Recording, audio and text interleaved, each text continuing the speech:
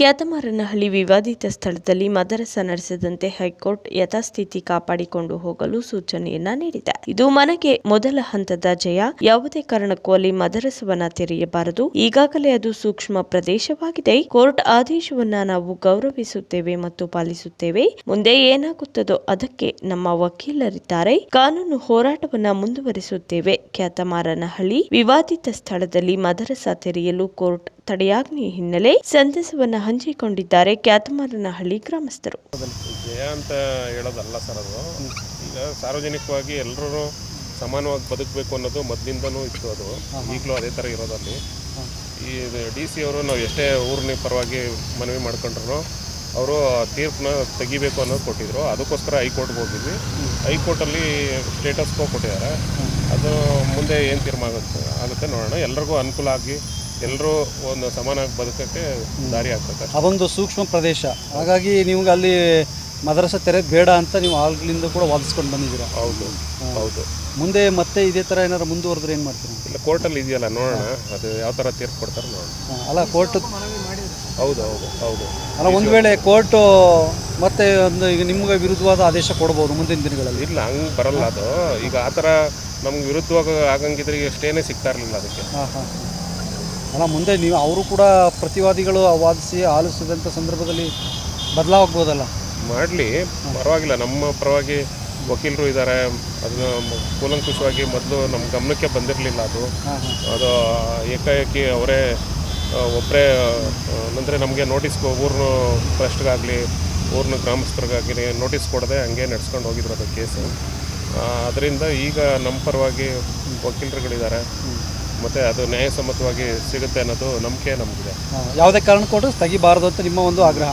ಹೌದು. ಮತ್ತು ಅಲ್ಲೇ ಮದರಸ ನಾವು ಈಗೇನು ಈಗ ತೆಗಿಬೇಕು ಅಂದ್ಕೊಂಡಿದ್ದಾರೋ ಅದರದ್ದು ಒಂದು 300 ಮೀಟ್ರಲ್ಲಿ ಒಂದು ಮದರಸಾಗೆ ಅಂತಲೇ ಜಾಗ ಇದೆ. ಅದನ್ನು ಮಾಡಿದ್ರೆ ಅದು ಯಾರಿಗೂ ತೊಂದರೆ ಆಗಲ್ಲ.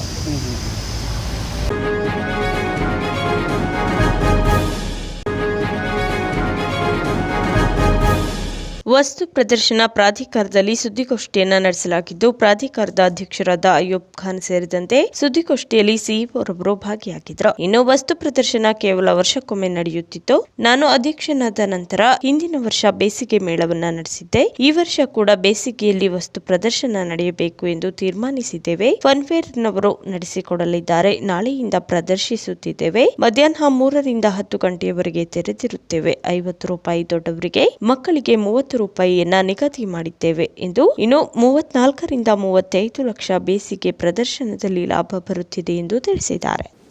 ಸಂತೋಷದ ವಿಚಾರ ಏನಂದರೆ, ನಾಳೆ ದಿನಾಂಕ 9/5/2025 ನಾಳೆಯಿಂದ 45 ದಿವಸ ಮೈಸೂರು ನಗರದಲ್ಲಿ ಬೇಸಿಗೆ ಮೇಳ ಅನ್ನೋದು ರೂಪದಲ್ಲಿ ನಮ್ಮ ಜಾಗದಲ್ಲಿ ಒಂದು ಒಳ್ಳೆಯ ಎಕ್ಸಿಬಿಷನನ್ನು ಪ್ರಾರಂಭ ಮಾಡ್ತಾಯಿದ್ದೀವಿ. ಈ ಎಕ್ಸಿಬಿಷನ್ ಇದರಲ್ಲಿ ಅನೇಕ ಮಳಿಗೆಗಳು, ಫುಡ್ ಕೋರ್ಟ್ಗಳು ಮತ್ತು ವಿಶೇಷವಾಗಿ ಈ ಸತಿ ನಯಾಗರಾ ವಾಟರ್ ಫಾಲ್ಸ್ ಅನ್ನೋದು ಒಂದು ಮಾಡಿ ಅದನ್ನು ಬಿಂಬಿಸಿ ಸಾರ್ವಜನಿಕರಿಗೂ ಹಾಗೂ ಪ್ರವಾಸಿಗರಿಗೂ ಸೆಳೆಯುವ ಕೆಲಸ ಈ ಸತಿ ನಮ್ಮ ಫನ್ ಫೇರ್ ಎಕ್ಸಿಬಿಷನ್ ಅವರು ಮಾಡ್ತಾಯಿದ್ದಾರೆ. ತಮ್ಮ ಮುಖಾಂತರ ಮೈಸೂರು ನಗರದ ಜನರಿಗೆ ಹಾಗೂ ಪ್ರವಾಸಿಗರಿಗೆ ಎಲ್ಲರಿಗೂ ಕೇಳ್ಕೊಳ್ಳೋದಿಷ್ಟೇ, ತಾವು ಈ ಅವಕಾಶವನ್ನು ಉಪಯೋಗಿಸಿ 9ನೇ ತಾರೀಕು ನಾಳೆ ಓಪನ್ ಆಗುವ ಪ್ರಾರಂಭವಾಗುವ ಬೇಸಿಗೆ ಮೇಳವನ್ನು ತಾವು ಬಂದು ವೀಕ್ಷಿಸಿ. ಅದರ ಸಮಯ ಮಧ್ಯಾಹ್ನ 3 ಗಂಟೆಯಿಂದ ಹಿಡಿದು ರಾತ್ರಿ 10 ಗಂಟೆ ತನಕ ಇರ್ತದೆ. ಈ ಸತಿ ಪ್ರವೇಶ ದ್ವಾರದ ಟಿಕೆಟನ್ನು ಜಾಸ್ತಿ ಮಾಡದೆ 50 ರೂಪಾಯಿ ಅಲ್ಲ 50 ರೂಪಾಯಿ ದೊಡ್ಡವ್ರಿಗೆ ಮತ್ತು ಮಕ್ಕಳಿಗೆ 30 ರೂಪಾಯಿನೂ ಕೂಡ ಇಡಕ್ಕೆ ರೆಸ್ಟ್ರಿಕ್ಟ್ ಮಾಡಿದ್ದೀವಿ. ಯಾಕಂದರೆ ಹಿಂದೆ ಬೇಸಿಗೆ ಮೇಳ ಮಾಡೋ ಸಂದರ್ಭದಲ್ಲಿ ತಮ್ಮಗಳಿಂದನೇ ಕೆಲವು ದೂರುಗಳು ಬಂದಿತ್ತು, ಸ್ವಲ್ಪ ಜಾಸ್ತಿ ಮಾಡಿಬಿಟ್ಟವ್ರೆ ಟಿಕೆಟ್ ರೇಟ್ ಅಂತ. ಈ ಸತಿ ಕಂಡೀಷನ್ ಹಾಕಿ ಇಷ್ಟಕ್ಕೆ ಮಾರಬೇಕು ಅಂತ ಹೇಳಿ ಟಿಕೆಟ್ 50 ರೂಪಾಯಿ ಮಡಗಿದ್ದೀವಿ. ದೊಡ್ಡವ್ರನ್ನ ಚಿಕ್ಕವ್ರನ್ನ 30 ರೂಪಾಯಿ ಅನ್ನೋದು ಮಾಡಿ ಎಲ್ಲರಿಗೂ ಪ್ರವೇಶ ಕೊಡೋಕ್ಕೆ ಒಂದು ವ್ಯವಸ್ಥೆಯನ್ನು ಮಾಡಿದ್ದೀವಿ. ಬಹುಶಃ ಇವತ್ತಿಂದು ಈ ಬೇಸಿಗೆ ಮೇಳದು ನಗರ ಪ್ರಾಧಿಕಾರಕ್ಕೆ ಹೆಚ್ಚು ಕಡಿಮೆ 34 ಲಕ್ಷದಿಂದ 35 ಲಕ್ಷ ತನಕ ಆದಾಯ ಬರ್ತಾಯಿದೆ.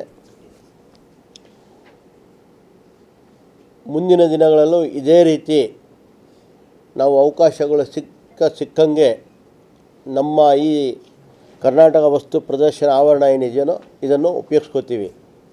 ಹಾಗೆ ನಮಗೆ ಸರ್ಕಾರದಿಂದ ಏನು ಹಣ ಬಿಡುಗಡೆ ಆಗಿ 20 ಕೋಟಿ ಕೊಡ್ತೀವಿ ಅಂದಿದ್ರು. ಆ ನಿರೀಕ್ಷೆ ಮೇರೆಗೆ 2 ಟೆಂಡರ್ಗಳನ್ನು ಕರೆದಿದ್ವಿ ನಾವು. ಕಮರ್ಷಿಯಲ್ ಎ ಬ್ಲಾಕನ್ನು ನವೀಕರಣ ಮಾಡೋದು ಹಾಗೂ ಫೌಂಟೇನನ್ನು ಮಾಡೋಕ್ಕೆ.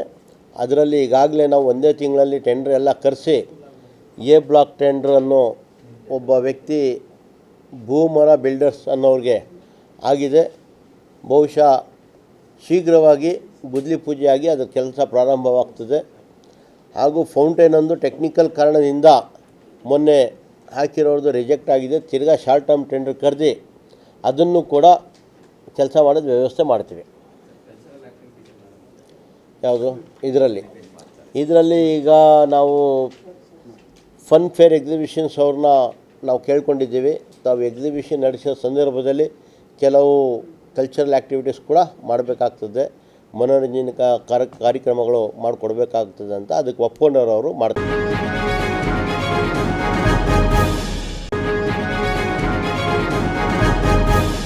ಭಾರತೀಯ ಸೇನೆಯಿಂದ ಆಪರೇಷನ್ ಸಿಂಧೂರ ಕಾರ್ಯಾಚರಣೆ ಯಶಸ್ವಿ ಹಿನ್ನೆಲೆ ರಾಜ್ಯ ಸರ್ಕಾರದ ಎಲ್ಲ ಮುಜರಾಯಿ ದೇಗುಲಗಳಲ್ಲಿ ಸೈನಿಕರ ಒಳಿತಿಗೆ ಪೂಜೆ ಸಲ್ಲಿಕೆಗೆ ಆದೇಶವನ್ನ ಮಾಡಲಾಗಿದೆ. ಮೈಸೂರು ಅರಮನೆ ಆವರಣದಲ್ಲಿರುವ ದೇವಾಲಯಗಳಲ್ಲೂ ವಿಶೇಷ ಪೂಜೆ.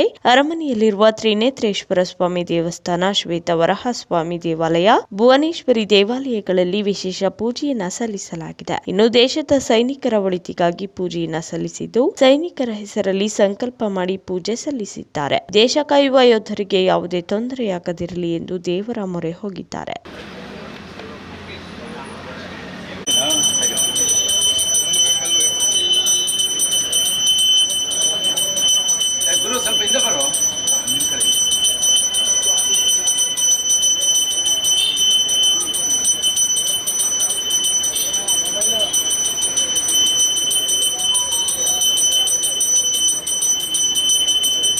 जीवन